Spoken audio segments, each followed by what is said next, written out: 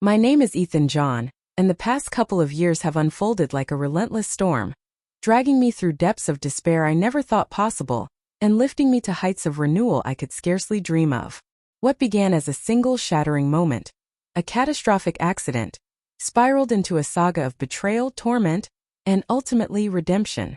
This is my story, a detailed recounting of how I lost everything I knew, endured unimaginable horrors, and clawed my way back to a life richer and fuller than I'd ever imagined. It started on a crisp, golden afternoon, the kind that begs for the open road. I was astride my motorcycle, the engines hum a steady pulse beneath me, the wind whipping past as I carved through the highway's gentle curves. I was 25, a mechanical engineer with a promising career, married to Laura, my college sweetheart, for 3 years. Life felt solid, dependable until it wasn't. A truck driver, distracted or careless, didn't see me.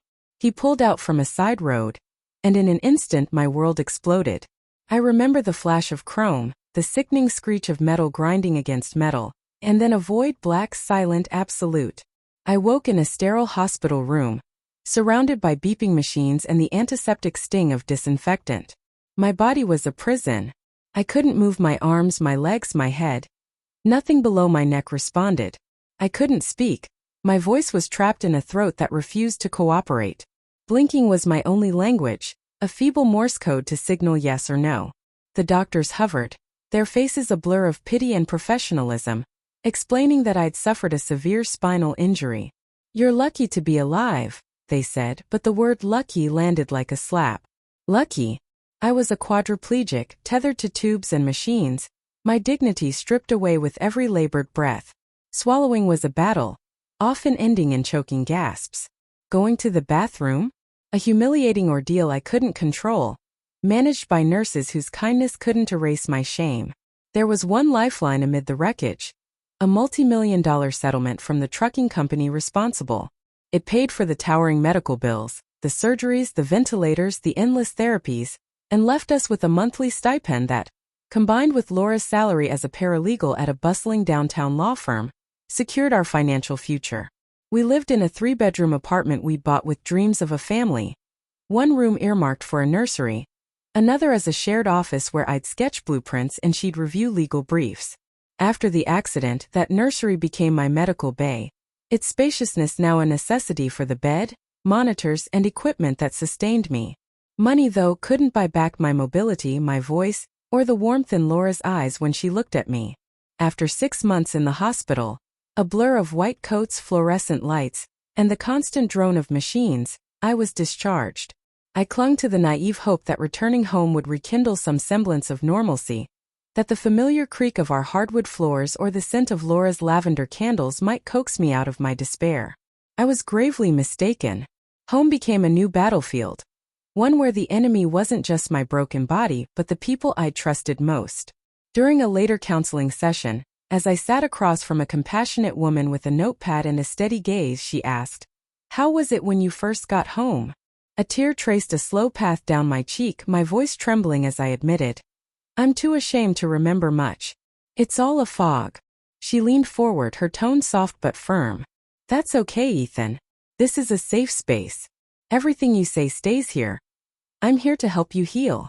I nodded, took a shaky sip of water from a glass she offered, and began to peel back the layers of my unraveling life. Laura and I had met in college, 2 kids with big plans. I was the practical one, drawn to the precision of engineering. She was the dreamer, sharp-witted and ambitious, aiming for a legal career. We married young at 22, in a small ceremony surrounded by friends and family, promising forever. 3 years later, the accident stole that forever, or so it seemed. When I came home, Laura tried to play the caregiver. For the first month, she fumbled through feeding me pureed meals, her hands trembling as she wiped my chin, or struggled to adjust my position in bed. But the intimacy of it, the diapers, the bedpans, the raw vulnerability, overwhelmed her. She'd gag, her face twisting with frustration, and I'd lie there silent and useless, hating myself for needing her like this. After a few weeks, she gave up, retreating behind a wall of exhaustion and resentment. That's when Greg and Callie Wallace, our next-door neighbors, stepped in, or so I thought. Greg, a tall, broad-shouldered attorney at Laura's firm, had always been friendly, The kind of guy who'd share a beer on our balcony and debate sports stats with me. Callie, his wife, was a nurse, petite and efficient, with a warm smile that put people at ease. They'd been our occasional dinner companions before the accident, and I'd liked them well enough. When Laura faltered, they offered help. Callie arranged a home health aide to check on me daily, popping in herself between shifts at the hospital to adjust my or take my vitals. Greg started driving Laura to work, a practical gesture since their office was downtown. I was grateful at first. How did things shift with Greg? My counselor asked, her pen poised. I took a deep breath, the memories surging like a tide. It started small, I said. Laura would cry about me, how hard it was, and Greg would be there holding her, whispering comfort. I'd hear them in the living room, their voices low.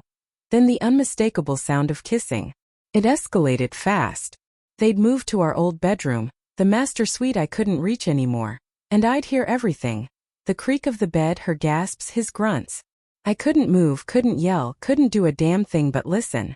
My voice cracked, and she waited patiently as I steadied myself. It didn't end there, did it? She pressed gently. I shook my head, bile rising in my throat. No. Greg would come into my room after, smirking, telling me how good it felt, how I'd never be man enough for her again. Where was Callie during this? She asked, her brow furrowing. Working, I replied. She pulled graveyard shifts at the hospital, gone all night, sleeping during the day. She had no idea. Then came the question I dreaded. Did he abuse you? My chest tightened, tears spilling as I nodded. Yes, I whispered, barely audible. How often? She asked, her voice steady but laced with empathy. Maybe 2 or 3 times a week for about 4 months. He'd come in, taught me, then worse. He even said he'd bring friends over to have fun with me. Her pen paused. Did Laura know? I don't know, I admitted, shrugging helplessly. She was never there when it happened. She'd show up later, smiling, saying how lucky we were to have Greg looking out for me. The cruelty peaked with the monitor. One day, Greg hauled in a sleek television and a black box, setting it on my dresser. He hooked it to a camera, I told the counselor, my fists clenching at the memory. Made me watch him with Laura live like some sick show. She thought it was sweet, thought he got it so I could watch baseball or something. She didn't know. When did it stop? She asked. The day Dr. Victor came, I said, relief softening my tone. That day was etched in my mind like a lifeline. Laura had invited him, a renowned surgeon, and my lawyer Jacob Harrison to see me, just hours after Greg's latest assault left me raw and broken. Dr. Franklin Victor was an older man, slightly stooped, with thinning hair and a clipped German accent that lent him an air of authority. He strode into my room, an assistant trailing with a tablet, and dismissed Laura with a curt, "I'll take it from here, Mississippi." She left, her face shadowed with unease, and he pulled a chair close, locking eyes with me. "Ethan," he began, "I run a research facility on Lake Arrowhead. We've been developing revolutionary techniques, 3D printed bone restoration, nerve healing implants. Your injury makes you an ideal candidate. I believe we can restore most, if not all, of your physical function. Interested?" Blink once for yes, twice for no. I blinked once, a spark of hope igniting. He smiled faintly. "Good. It's experimental, funded by grants, no cost to you. Even if it fails, you'll be no worse off. But I'm confident. If it works, you'll be stronger than before the accident." He detailed the plan. Replacing my shattered vertebrae with custom-crafted composites, stronger than natural bone, printed from my own scans. Tiny electrical implants would stimulate nerve repair. The surgery would take 3 to 4 hours, recovery a few days, followed by weeks of therapy. "We've already started fabricating the bones," he added. "I hope you don't mind. We wanted to see if it was feasible." Another blink and I was committed. Jacob witnessed my thumbprint on the consent forms, and Dr. Victor wasted no time. "Let's get going," he said, his assistant wheeling me out. Laura intercepted us at the door, flustered. "Where are you taking him? How long will he be gone?" Dr. Victor's reply was cool. "To my facility. Weeks maybe, depending on his response. It's all approved. Cost isn't your concern." Jacob cut in. "He's competent, Laura. He doesn't need your okay." She kissed me, her lips cold. "Get well, honey." Let me know when I can visit. I felt nothing but relief as we drove away, her figure shrinking in the rearview mirror. The Lake Arrowhead facility was a sleek, modern marvel nestled against the water. Nurses swarmed me in a pristine room, stripping away the hospital gown, bathing me with clinical efficiency, and dressing me in a backless robe. Dr. Victor hovered, orchestrating it all. "We're starting right away," he said, and soon I was in the operating room, 3 burly orderlies lifting me onto the table face down. The anesthesiologist worked his magic and Dr. Victor's voice, "Oh my," was the last thing I heard before darkness claimed me again. I woke strapped into a rotating contraption, a tube down my throat, IVs in my arm, my body locked in place. Days later, Dr. Victor loomed over me as the device tilted me upright. "You're awake, good. Surgery was a success. We replaced a lot, so you'll be still for a few days. Tingling or itching means the implants are working. Don't worry, we'll watch you closely." Immobilized, I endured the itch I couldn't scratch, the maddening tingle in my spine. But it was a revelation. I was feeling something after nearly a year of numbness. That night, 2 nurses, one blonde with shoulder-length hair, the other a brunette, bathed me. I felt their hands on my legs, my back, my chest. A jolt of sensation that stunned me. They noticed my reaction, the blonde smirking. "Well, something's working down here," as they giggled. I couldn't move my head, but their smiles told me I was coming back to life. For days in that rig felt eternal. Daily x-rays, massages, sponge baths marking time. On the 4th, Dr. Victor returned, scrutinizing my scans before jabbing a pin into my calf. I grunted and he grinned. "Did you feel that?" "One blink. Try moving your toes." They twitched. "Fingers." They curled. "Outstanding," he declared, summoning nurses to free me. They pulled the tube from my throat, unhooked the catheters, and carried me to a bed in a new room. Sipping water through a straw, I rasped, "Wow." My first word, weak but real. Tears flowed. He dabbed them away. "I know it's emotional, Ethan. You're doing great.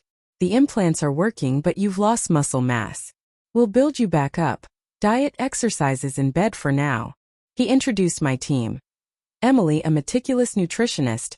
Nat, a muscular blonde therapist with a drill sergeant edge. Rachel, a petite day nurse with short brown hair. And Megan, a tall red-headed night nurse whose twinkling eyes and shy smile captivated me instantly. "Like a new man," I croaked, and Dr. Victor nodded. Later, he broached a darker truth. "During surgery, I found rectal damage severe. I took samples. Were you abused?" Shame flooded me, but I whispered, "Yes." "Who?"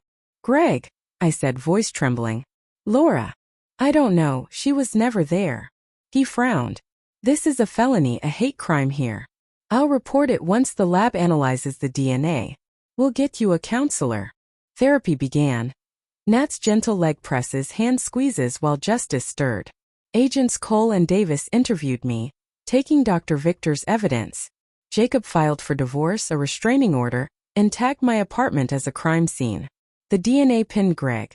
A PI caught Laura and him flaunting their affair. Callie, oblivious, worked nights as they betrayed us both. 2 months later, arrests hit. Police stormed their firm, Jacob serving divorce papers amid flashing cameras. Callie reeling, divorced Greg too. At their arraignment, I walked in wheelchair-bound for safety, stunning Callie. "He abused me for months while with Laura," I told her. She apologized, horrified, and we allied against our exes. In court, Greg got 450 years, 36 abuse counts, fraud, hate crimes. Laura, 15 for negligence and conspiracy, begged forgiveness. I turned away. Callie cleaned my apartment and I leaned on Megan, whose quiet nights with me, popcorn, movies, kisses, blossomed into love. "I love you," I said one night. She echoed it, sealing our bond. 5 weeks later, Dr. Victor cleared me, stronger than ever, with Megan as my live-in caretaker. 60 years minimum. I teased when she asked how long I'd need her. We married post-divorce, had 3 kids, and built a joyful life. Laura faded to a parolee waitress. Greg rotted in prison. Dr. Victor's procedure went mainstream and I thrived. A testament to resilience, love, and a red-headed angel who turned my darkest cloud into a radiant silver lining.